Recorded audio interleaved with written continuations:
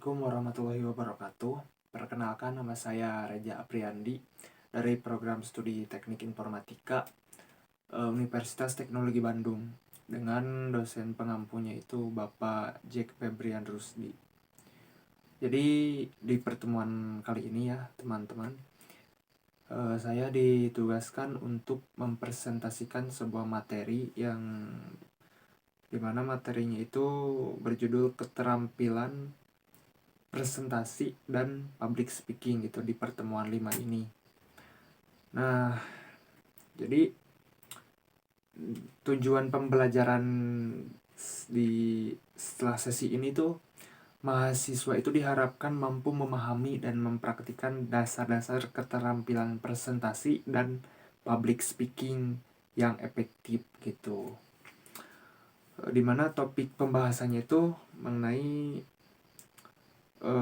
mengapa public speaking krusial di dunia IT, terus mengatasi musuh nomor 1 kecemasan yaitu glossophobia, terus anatomi presentasi efektif pembuka isi penutup gitu ya, terus ada teknik delivery, terus ada storytelling, ada penjelasan tugas praktik juga,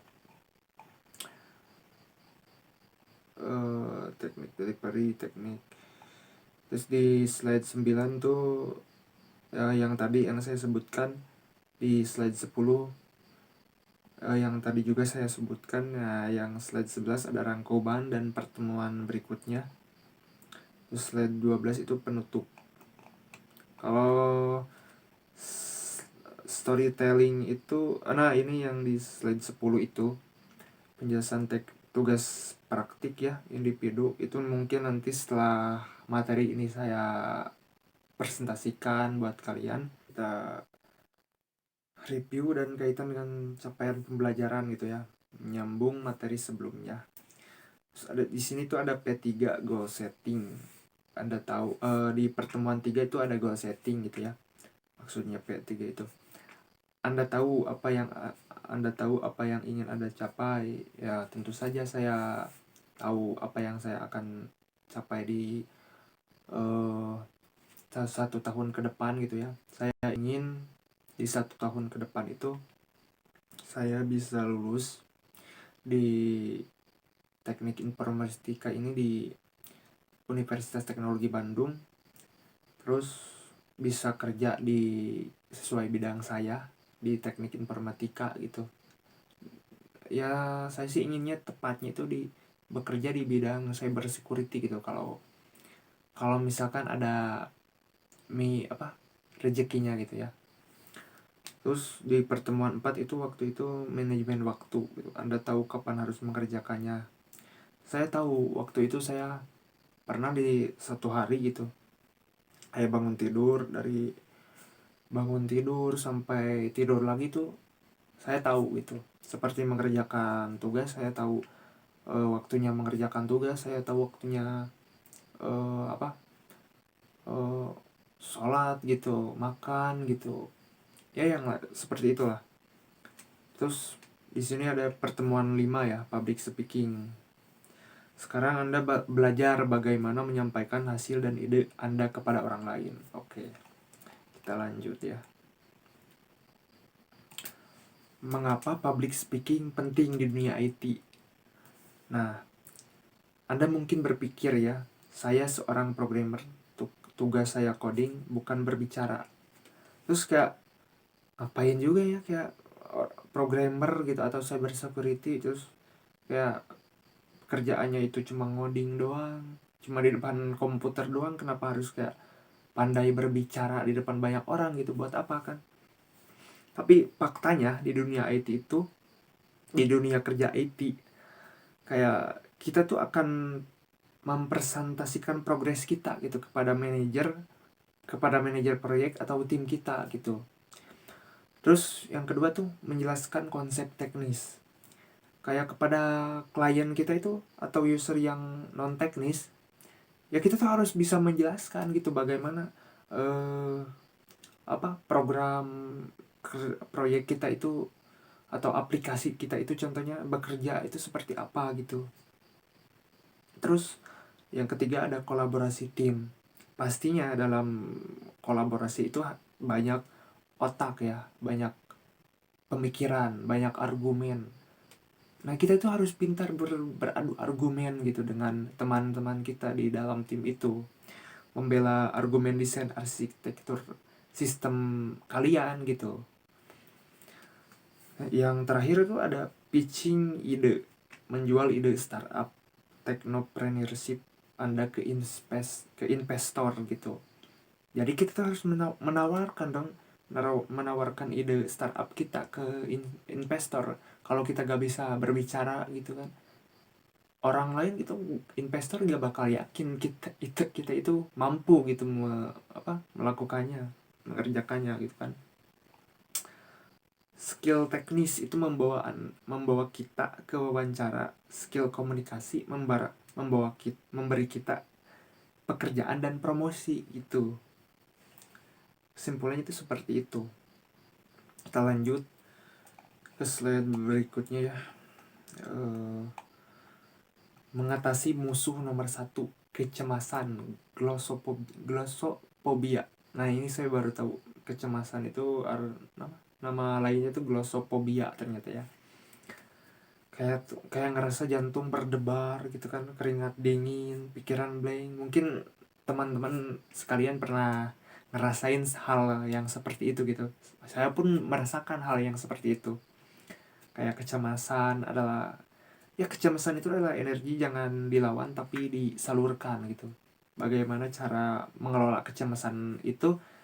Yang pertama itu persiapan adalah kunci. Persiapkan dulu. Kayak kuasai 100% materi Anda. Terus latihan adalah cara terbaik mengubah rasa takut menjadi kepercayaan diri. Jadi kita harus menguasai materinya dulu. Kita latihan dulu. Terus ubah rasa takut itu menjadi percaya diri gitu. Saya pun di sini belajar gitu.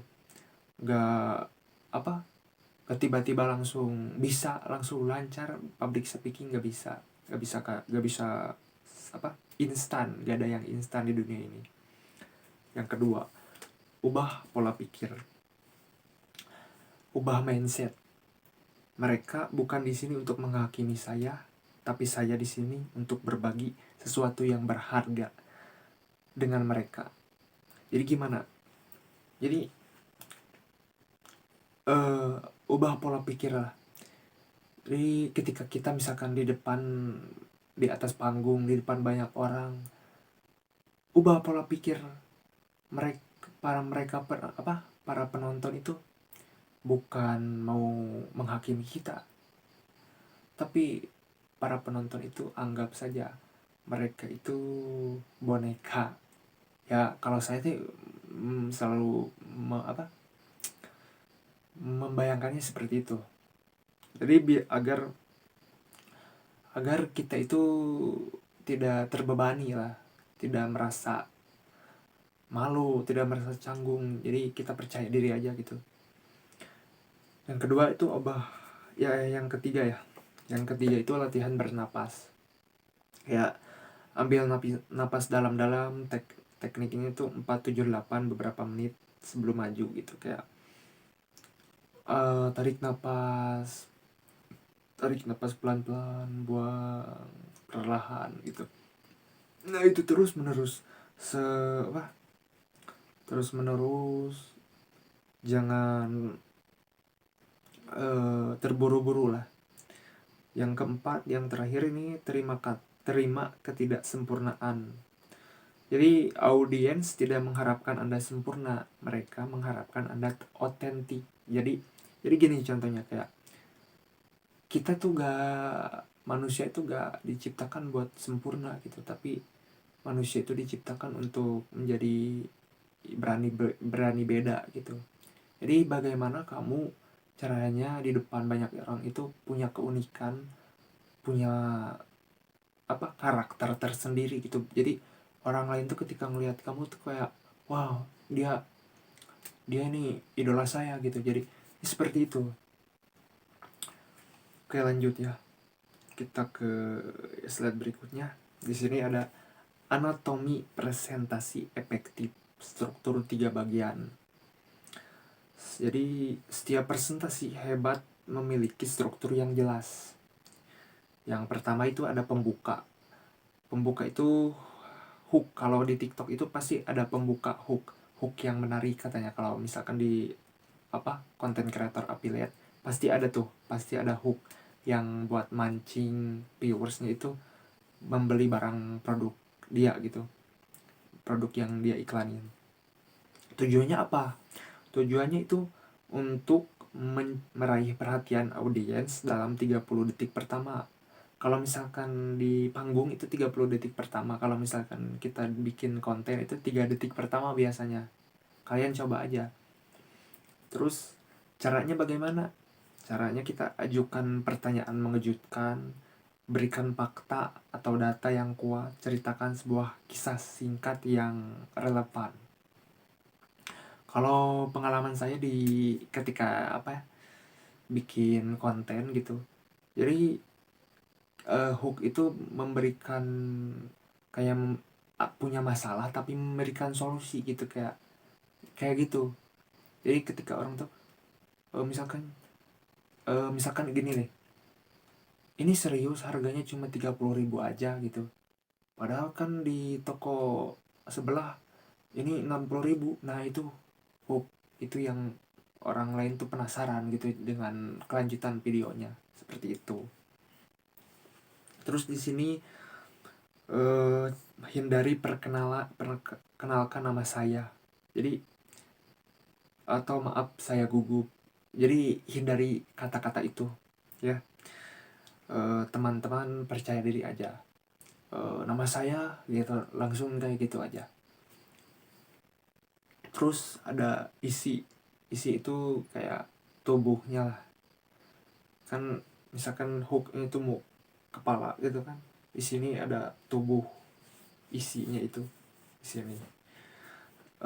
Inti dari pesan kamu itu isi body itu isinya itu 80% inti dari pesan kamu gitu. Kalau pembuka itu hook itu 10%-nya itu. Terus aturannya fokus, jangan terlalu banyak, pilih 3 poin utama yang ingin audiens ingat. Uraikan setiap poin dengan data, contoh, atau analogi gitu. Terus yang terakhir itu penutup. Penutup itu the close 10%. Tujuannya apa? Untuk meninggalkan kesan mendalam dan call to action gitu. Sama kayak di konten affiliate atau di konten-konten kreator lain gitu, pasti ada call to action. Kenapa? Karena agar memancing juga, memberikan kesan juga di video ini tuh bahwa menarik gitu, atau misalkan pertemuan ini tuh sangat berkesan, agar terlihat berkesan gitu. Caranya bagaimana? Kayak buat rangkuman singkat dari 3 poin utama kalian gitu, lalu tutup dengan ajakan bertindak, kayak call to action tadi. Kutipan yang kuat, kasih kutipan yang kuat lah, kata-kata atau quotes of the day gitu, atau kembali ke cerita di pembuka yang tadi gitu. Oke, kita lanjut lagi. Di sini di slide berikutnya itu ada teknik delivery, bahasa tubuh, visual gitu kan. Kalau misalkan kita berbicara pasti ada, seperti saya ini ada bahasa tubuh kan, tangan seperti ini kan bahasa tubuhnya itu. Audiens itu lebih percaya pada apa yang mereka lihat daripada apa yang mereka dengar. Jadi kalau mereka mendengar doang, mereka tuh pasti bisa cuma ngantuk gitu, pasti mereka tuh bakal ngantuk. Tapi kalau misalkan kita sambil kita berdiri gitu, berjalan, gerakan tubuh itu akan memberikan visual, jadi mereka tuh akan fokus secara tidak langsung, seperti itu. Jadi bisa juga dengan kontak mata ya, eye contact. Kunci utamanya itu untuk membangun koneksi kepada audiens gitu kan. Kayak kita tuh bisa menatap para audiens ke kanan, ke kiri, ke depan gitu. Terus pandang audiens itu secara merata gitu kan. Metodenya tuh pakai W atau Z, kayak tahan 3 sampai 5 detik per orang. Jadi misalkan kalian mandang ke kiri 5 detik, ke kanan 5 detik. Jadi jangan terus-terusan ke depan gitu. Kayak alihkan ke kanan, ke kiri gitu. Terus ada gestur tangan juga yang sering saya lakukan ini seperti ini. Hand gesture namanya. Gunakan gestur yang terbuka yang seperti ini. Telapak tangan menghadap ke atas untuk menjelaskan ini seperti saya sedang menjelaskan dengan gerakan tangan juga. Kayak hindari tangan di saku gitu. Kan kalau saya masukkan tangan ke saku saya ini gak kelihatan sama kamera ya kan. Bersedekap atau megang pulpen atau pointer terus menerus itu gak boleh ya itu. Kayak postur juga kayak harus berdiri tegap gitu, tunjukkan energi dan kepercayaan diri. Jadi kalian tuh harus tegap kayak tentara gitu. Kalau misalkan kalian loyo kayak gini, buat apa, gak pantas juga ada di depan gitu kan. Ada di depan panggung, ada apa di atas panggung di depan audiens, tapi kaliannya loyo gitu kan, lemes tak berdaya. Buat apa? Boleh bergerak tapi jangan mondar-mandir tanpa tujuan. Berpindahlah saat kalian berganti poin bahasan. Oke, kita lanjut ke slide berikutnya. Di sini ada teknik delivery suara vokal. Suara Anda adalah alat musik, mainkan dengan baik. Nah, jadi suara Anda adalah alat musik, mainkan dengan baik itu berarti kita harus menaikkan volume. Jadi kalau misalkan kita ini kan saya di indoor, ya berarti ya volumenya harus jangan keras-keras ya, jadi yang sedang aja gitu, asal terdengar di kamera.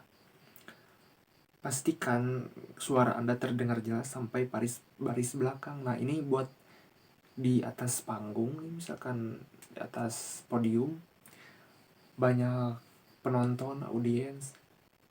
Jadi kita harus mengeluarkan suara yang jelas, yang lugas gitu, agar semua penonton itu, audiens itu mendengar gitu sampai ke telinga mereka, sampai baris paling belakang gitu. Terus intonasi dan nadanya juga jangan monoton, kayak naik turunkan nada suara Anda untuk memberi penekanan pada kata-kata kunci. Misalnya gini. Kalau misalkan suara yang monoton ya, kayak perhatian Bapak Ibu sekalian, kita akan pergi ke kota Bandung. Itu kan monoton ya, kayak lurus aja gitu. Lurus, gak ada naik turun intonasi dan nadanya. Tapi kalau misalkan kayak Pak Prabowo lagi pidato gitu, Pak Prabowo itu kalau pidato itu suka menaikkan intonasi dan nadanya itu. Jadi kayak seolah-olah para audiens itu, para penontonnya itu, apa yang disampaikan oleh Pak Prabowo itu nyampe gitu sampai ke hati mereka itu. Nah itu kayak saudara-saudara sebangsa dan setanah air. Nah itu kalian tuh harus seperti itulah. Itu tokoh-tokoh di luar sana gitu, itu mereka itu jago-jago public speakingnya. Karena ya itu kenapa mereka bisa ada di atas sana, karena mereka pintar berbahasa, pintar berbicara gitu. Terus kecepatan berbicara terlalu cepat atau gugup. Berbicara terlalu cepat maksudnya sama dengan gugup. Berbicara terlalu lambat membosankan. Jadi variasikan kecepatan Anda gitu. Misalkan kayak cepat lambat. Jadi jangan terlalu cepat, jangan terlalu lambat, karena itu akan membuat gugup kalau misalkan kita terlalu cepat itu membuat kita gugup, dan terlalu lambat itu membuat audiensnya membosankan. Jadi omongan kalian gak akan didengar gitu kalau membosankan. Terus kekuatan jeda, the power of pause. Berhentilah sejenak sebelum atau sesudah Anda menyampaikan poin penting. Kayak misalkan setelah menyampaikan poin penting seperti saya kayak terus ngomong lagu gitu, kayak ada jeda gitu, memberikan waktu bagi audiens itu berpikir dan menciptakan efek dramatis. Kayak misalkan apa yang saya sampaikan itu membuat kalian tuh berpikir, jadi kayak saya apa yang sudah saya sampaikan ke kalian, ke teman-teman sekalian, saya diam dulu sejenak gitu, kalian berpikir apa sih yang dibicarain sama si Eja gitu. Nah jadi kalian tuh akan berpikir seperti apa gitu kan, apa poinnya itu, apa kesimpulannya itu. Nah seperti itu. Jadi kita gunakan jeda, bukan file words, bukan bukan kayaknya, bukan kayak gitu. Itu kayak apa, mending kita kayak tarik napas sebentar gitu, 3-5 detik baru ngomong lagi ya. Oke teman-teman sekalian, kita lanjut ke teknik lanjutan atau storytelling dalam presentasi teknis. Nah ini, data fakta itu penting, tapi cerita adalah yang akan diingat. Otak manusia terhubung untuk mendengarkan cerita. Nah, jadi setelah kalian menyampaikan poin-poin yang penting itu, kalian coba deh bercerita tentang kisah kalian, tentang cerita orang lain, tentang cerita-cerita lucu atau menarik. Itu akan memberikan kesan bagi audiens, akan audiens itu merasa kayak menarik gitu mendengarkan cerita kalian. Kayak biasanya itu data ya, implementasi Cace Redis ini meningkatkan respon tim IVI kita sebesar 40% katanya. Storytelling, dulu setiap user kita harus menunggu 5 detik hanya untuk loading halaman profil. Masalah, kita semua frustasi, user banyak yang komplain, konflik. Kemudian tim kami mengimplementasikan Cace Redis solusi. Sekarang halaman loading dalam 1 detik. Hasil ini berarti user kita lebih bahagia dan tim support bisa fokus pada masalah lain gitu kan. Itu dampaknya. Jadi ini tuh cerita di materinya gitu kan. Yang pertama itu masalahnya, terus ada konflik, ada solusi, ada hasil, ada dampaknya. Jadi ketika kalian berbicara itu ada masalah dulu gitu kan, terus baru ada konflik, ada solusinya, ada hasil, ada dampak. Jadi seperti film, seperti novel gitu kan, pasti ada masalah, ada konflik, ada solusi, ada hasil, ada dampaknya. Jadi ketika kalian bercerita itu seperti itu. Jangan sampai cerita kalian tuh nggak apa ya, kalau di Indonesia di pelajaran bahasa Indonesia itu nggak terdeskripsi gitu, nggak teratur. Jadi harus teratur. Oke. Nah di sini tuh ada selain penjelasan tugas praktik individu ya, mungkin ini nanti akan saya lanjut setelah video ini selesai, tapi akan tersambung juga. Jadi saya mungkin akan bikin video yang baru gitu, nanti saya akan satuin di video yang sama juga, di link yang sama. Nah mungkin ini terakhir rangkuman dan pertemuan berikutnya. Buat rangkuman hari ini tuh, public speaking adalah skill yang krusial di dunia IT, bukan bakat. Kunci utamanya adalah persiapan untuk mengatasi cemas dan struktur pembuka, isi, penutup.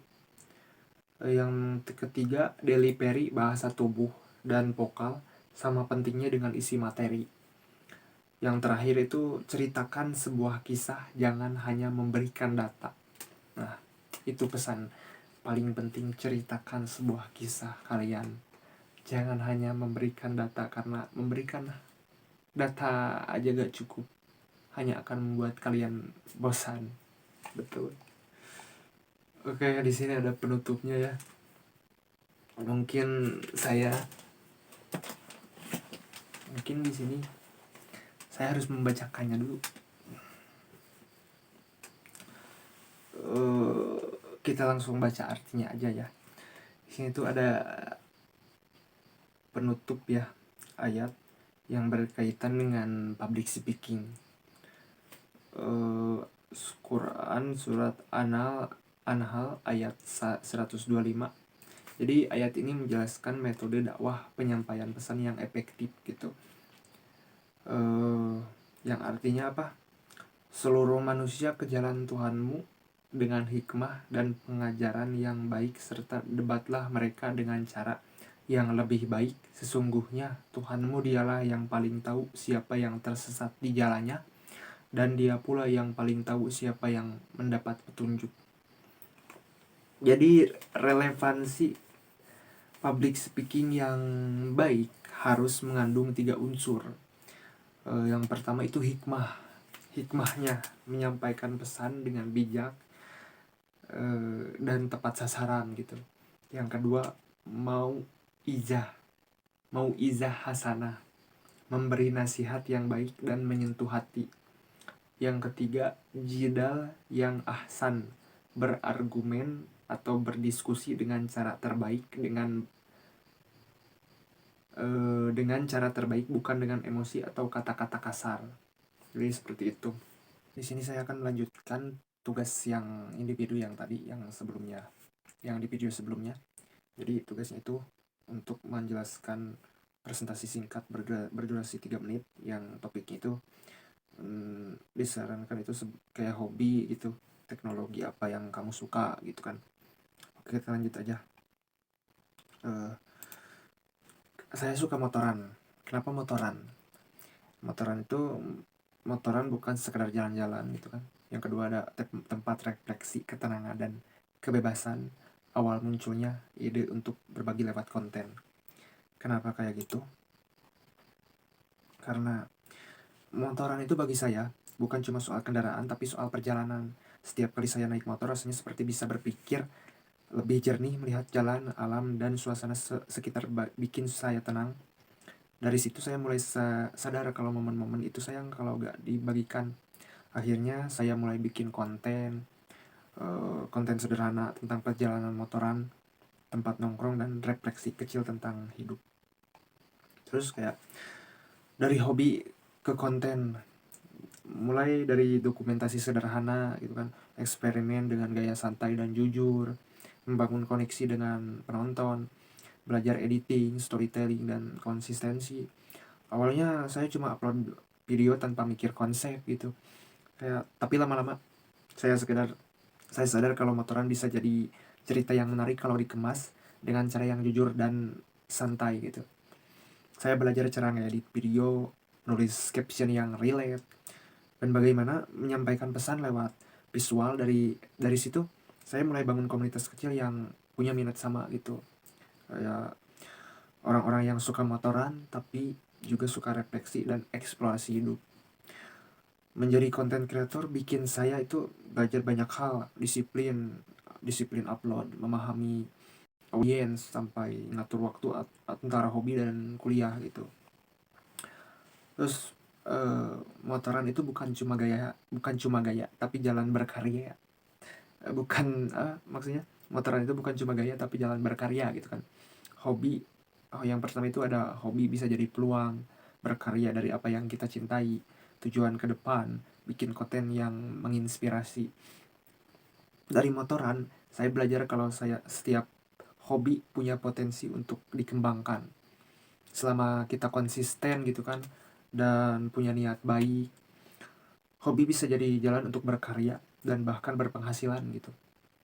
ke depan saya ingin terus bikin konten yang bukan cuma estetik, tapi juga bisa ngasih semangat buat yang lain untuk menemukan passionnya. Karena bagi saya motoran bukan cuma gaya hidup. Mungkin itu dari saya yang bisa saya sampaikan ya. Mohon maaf atas kekurangan dan kesalahannya. Terima kasih. Wabillahi taufiq wal hidayah. Wassalamualaikum warahmatullahi wabarakatuh.